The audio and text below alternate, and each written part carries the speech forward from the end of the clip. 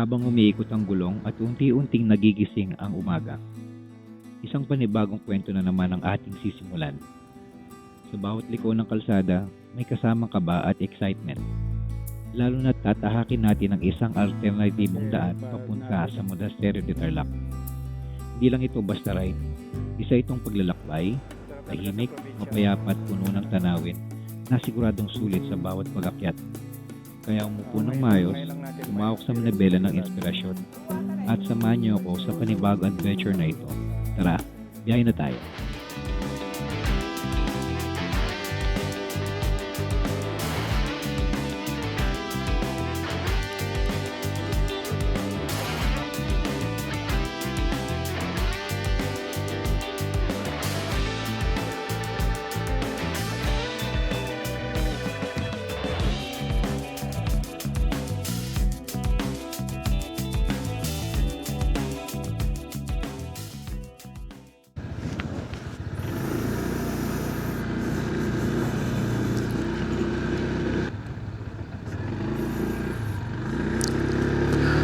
Alright, so good morning mga ka-rides. Medyo matagal-tagal din tayong hindi nakapag-vlog.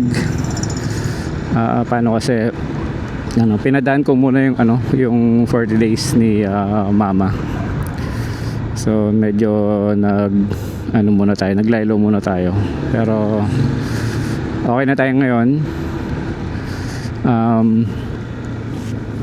Maraming salamat pala sa na nood na ang 2 parts vlog natin sa may Ilocos. So first day nag Ilocos tayo, then second day is nagpunta tayo ng La Union. Yung parehong lugar na yon na nabanggit ko, first time lang natin pumunta doon at first time rin lang tayo nag long ride. So iba yung experience, nakakapagod pero masaya naman. Okay, so pupunta pala tayo ngayon sa may San Jose, dyan banda sa may Monasterio de Tarlac. Pero this time ibang ruta yung pupunta natin. Okay, alternatibong ruta. May nakapagsabi lang sa atin na may mas mabilis daw na way papunta doon. Pero meron daw mga parts na hindi pa sementado. So papakita ko sa inyo kung saan yung way na yon. Okay? Kung manggagaling kayo dito lang sa may Tarlac City. Ayan.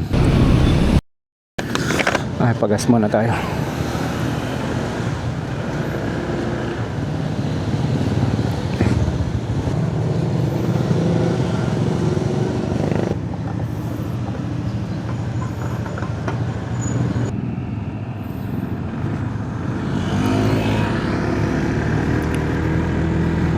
So nandito tayo ngayon sa may bandang Barangay Tibag, Tarlac City.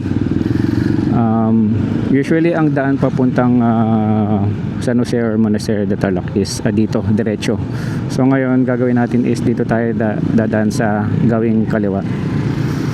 Ayan.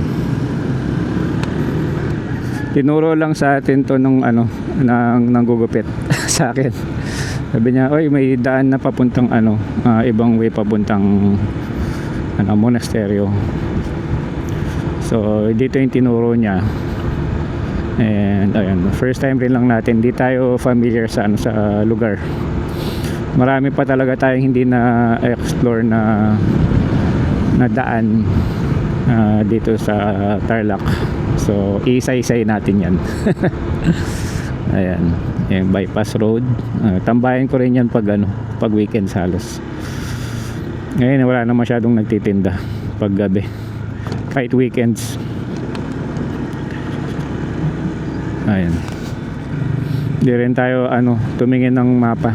Ang turo kasi sa atin is dire-diretso lang daw.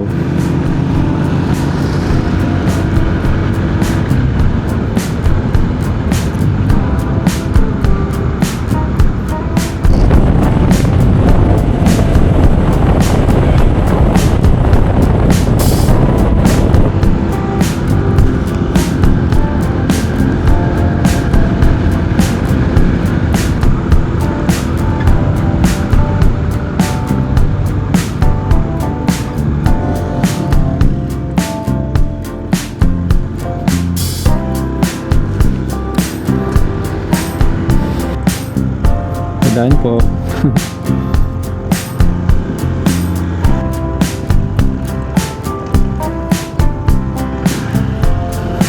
Nangikli ng tuloy.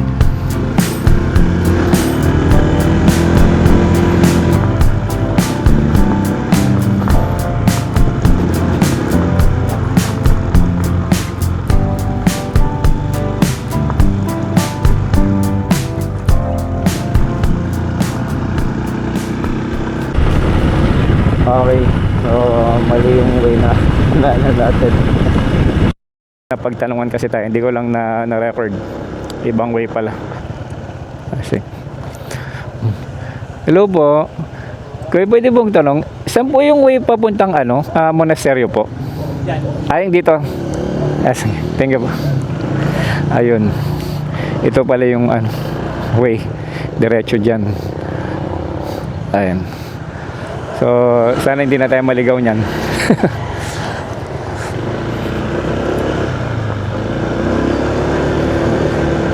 Oo.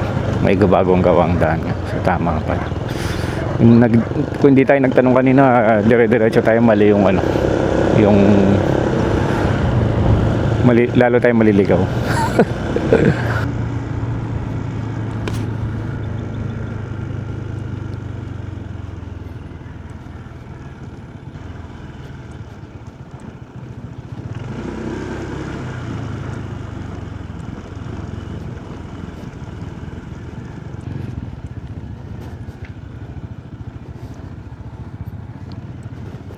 Oh, ang ganda dito.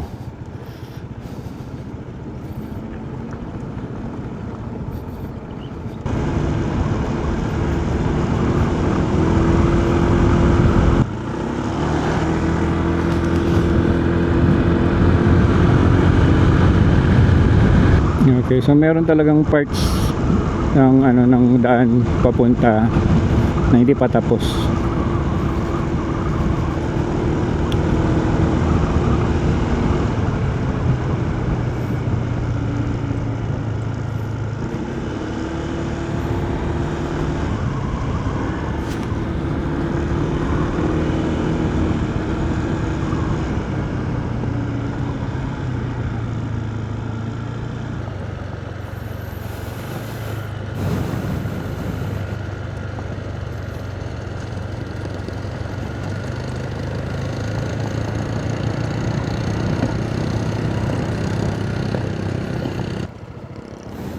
Sarap ng hangin.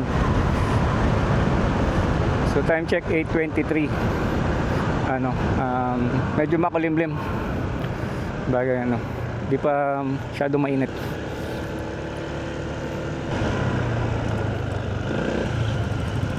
Ayan, so may napagtanungan tayo. May madadaanan daw tayong barangay, tapos kakanan daw tayo.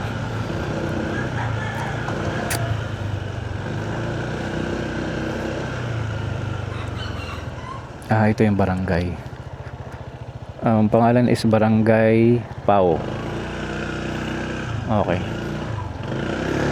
Paakyat daw. Okay. Sarap talaga sa probinsya.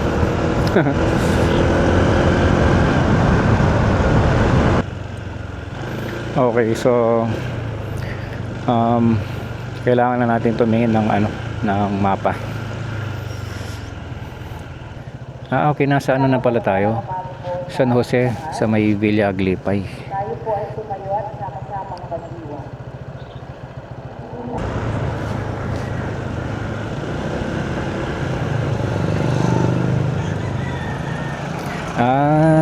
Okay.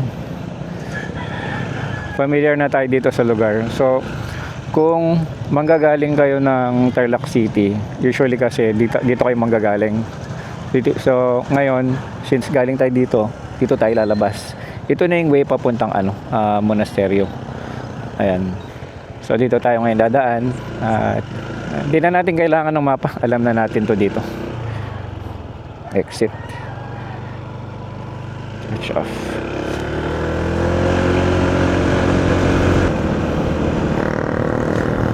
Nung nakaraan dito din tayo nag-vlog, nag mini loop tayo sa may Kapas, tapos pupunta tayo ng dito sa may Lubigan Bridge. Tapos bumalik tayo ng Tarlac City. Ayan.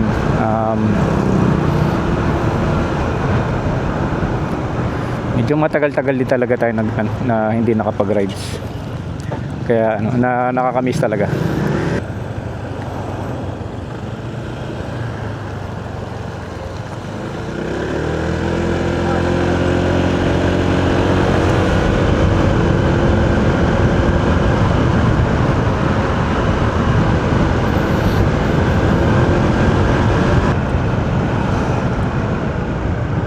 Okay, so may checkpoint dito. Actually, hindi naman checkpoint. Parang meron lang silang ordinance na municipal ordinance na 20 pesos per head. Yeah. Okay. So 20 pesos sa motorsiklo, bawat motorsiklo. Tapos 50 pesos naman pag sasakyan, kotse. Alright, so sa wakas nandito na tayo sa Monasterio de Tarlac. Visit lang tayo dito. Kahit simba tayo kanina, visit tayo dito. Ito yung bagong pwesto ng kung saan pwede mag-park. Ayan na. Tayo nandito.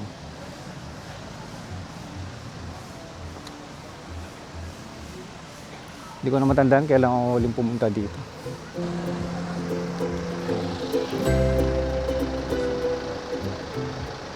Itinatag ang Monasterio de Tarlac noong 2001 dito sa tuktok ng Mount Resurrection. Pero mas lalo itong kilala noong 2005 nang dalihin at ilagak dito ang banal na relic ng True Cross. Mula noon, hindi na lang ito basta destinasyon.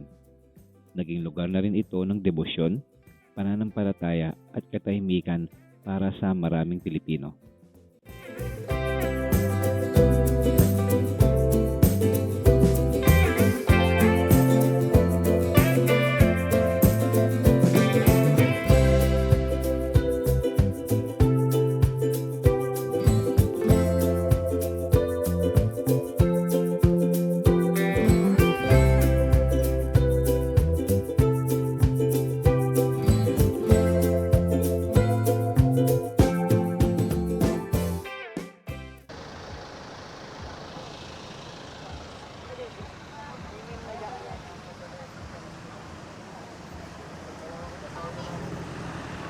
Daming turista dito.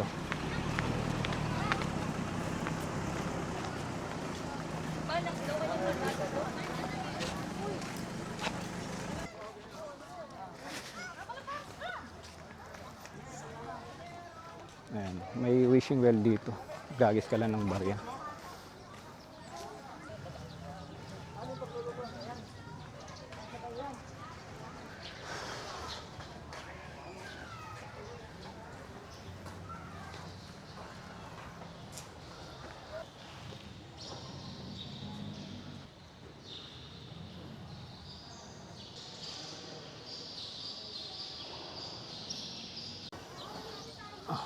Okay, tapos na tayo nag-visit.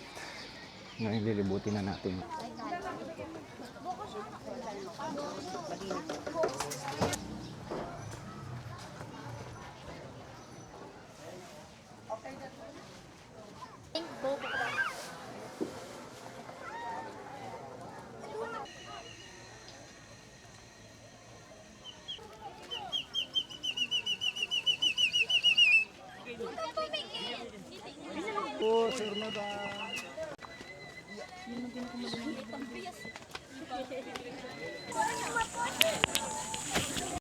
Okay, so kung first time yung pumunta dito sa Monasterio de Tarlac, hindi pwedeng hindi kayo magpapapicture dito sa sa signage niya na Monasterio de Tarlac.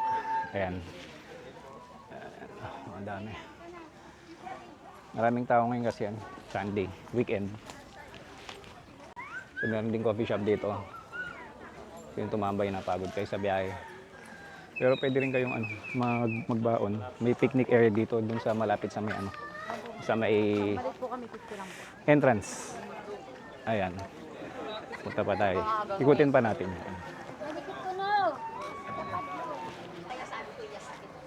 Ito yung candle yun.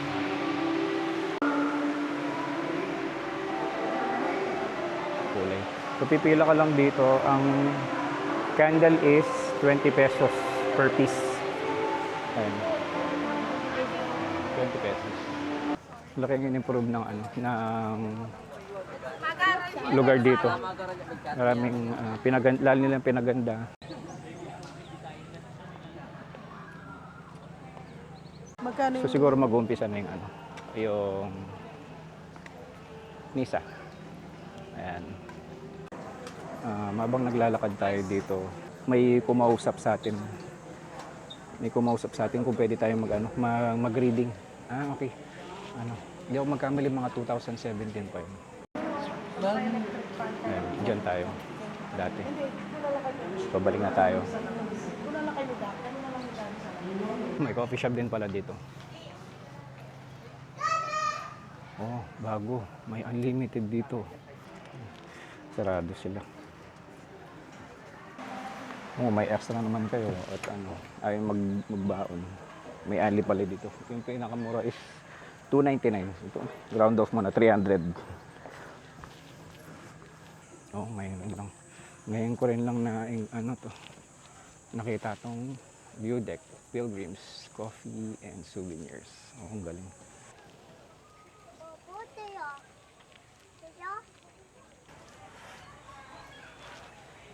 May kainan din dito.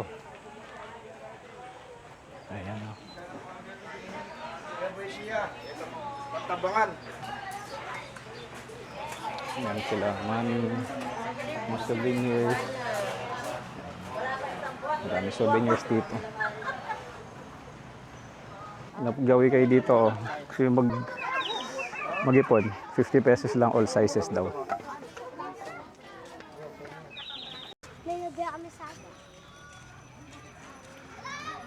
Papagod. Pahinga lang tayo ng konti tapos babalik na tayo ng Tarlac City. Bala ko bumalik doon sa kung saan tayo dumaan kanina. Pero makakapapa tayo.